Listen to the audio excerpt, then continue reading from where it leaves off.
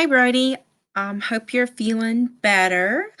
I really miss you and hate that you're not able to be at school right now, but it's just what we have to deal with, and we will make it through it. So we're going to come at this with the best attitude possible.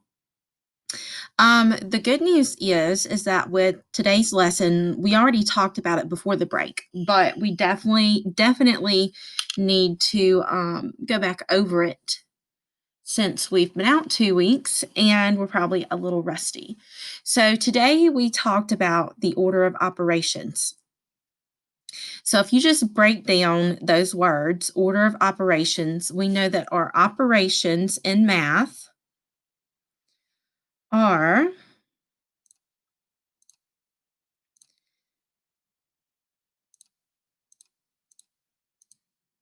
addition, subtraction, multiplication, and division.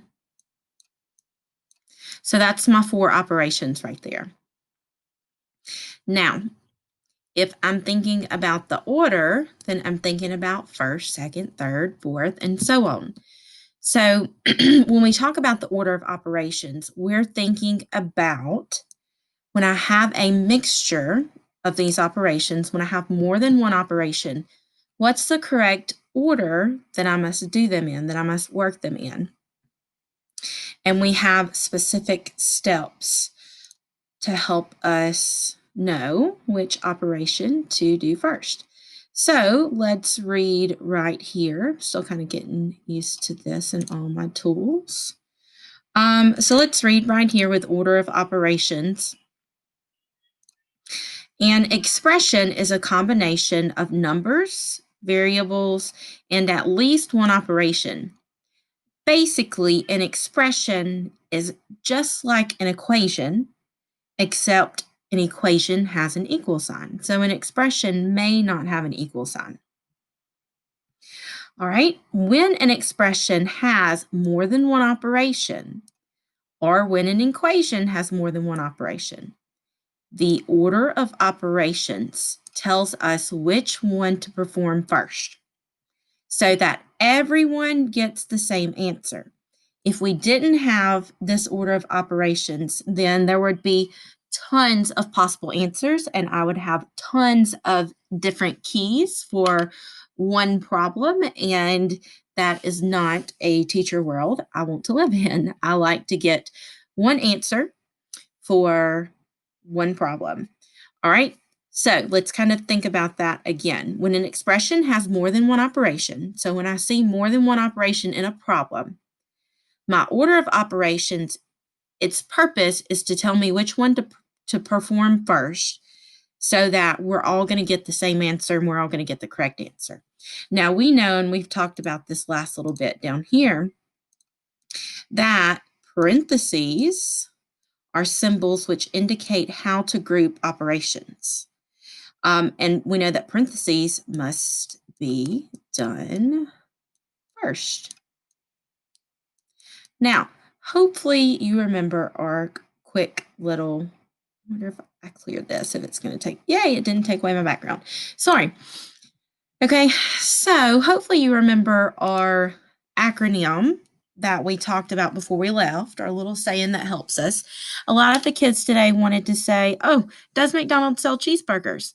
I'm glad you remembered that, but that's for division. We want to use for our order of operations to tell us which operation to complete first. We want to use this PEMDAS. Some students like to use the PEMDAS. Or you could use the Please Excuse My Dear Aunt Sally. They are the exact same thing. It's just usually it's quicker to say PEMDAS than it is to say Please Excuse My Dear Aunt Sally. And if I'm using this as a tool, then on my paper, I'm not going to write out, please excuse my dear Aunt Sally. I'm not even going to build these blocks right here. I'm just going to write PEMDAS. And that lets me know which operations to do first. Of course, my first operation would start here, and then we would continue down this acronym to get to our last operation. So my first letter, P, stands for parentheses. Parentheses must be taken care of first. Next is something that we don't cover in 4th grade, but I do like to go ahead and introduce it because it's so super easy, and we have talked about these before, and that's exponents.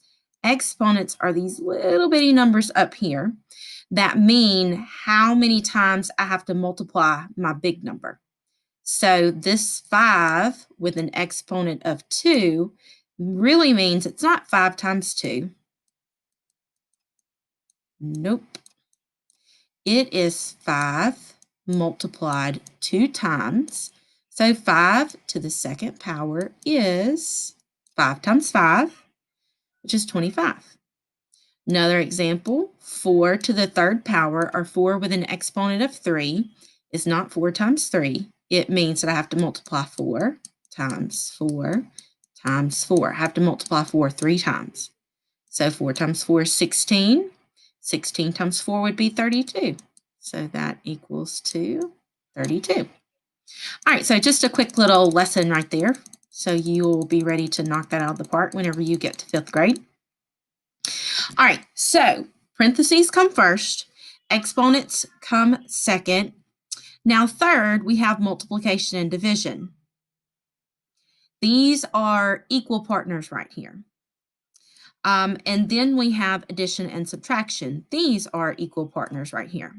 So if I only have multiplication and division, I'm going to work them from left to right, like this little green arrow indicates. Let me say that again. If I only have multiplication and division in a problem, I'm going to work my multiplication and division from left to right. It doesn't matter if the division comes first. It doesn't matter if the multiplication comes after 7 division problems. If it's only multiplication and division, then I'll work it from left to right. Now, addition and subtraction is the same thing. If it's only addition and subtraction,